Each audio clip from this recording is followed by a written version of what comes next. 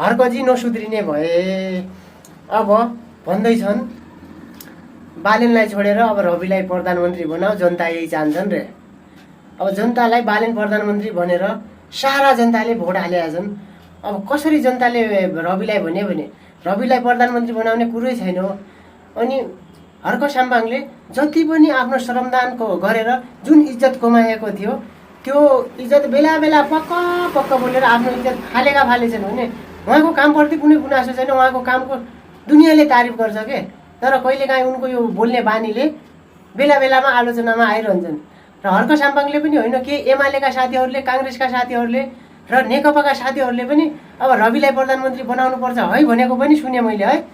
अनि यो भनेको सरासर पार्टीभित्र यिनीहरूलाई लडाउनको लागि र पार्टीभित्र जसरी हुन्छ भाँड भैलो गराउँ भन्ने हिसाबले यिनीहरूले अहिले रविलाई प्रधानमन्त्री भनेर भन्न लाग्छन्। त्यस्तो केही पनि हुँदैन, सबै मिलेर जान्छन्। प्रधानमन्त्री बालेन शाह नै हुन्छ। तिमीहरू बाहिरीकोलाई के चाहन्छौ, तिमीहरू प्रतिपक्षमा बस होइन, प्रतिपक्षमा बस अनि आफ्नो प्रतिपक्षको काम गर। प्रधानमन्त्री जोसुकै बनोस् के, तिमीहरूलाई के को चाहन्छौ भने के, त्यही भएर बालेन शाह नै प्रधानमन्त्री बन्छ। तिमीहरू खालि फेसबुकमा के नगर, यसलाई प्रधानमन्त्री बना भनेर बाहिरको मान्छे आदेश दिने काम नगर। जनताले बालेन शाहलाई नै चुनेका छन्।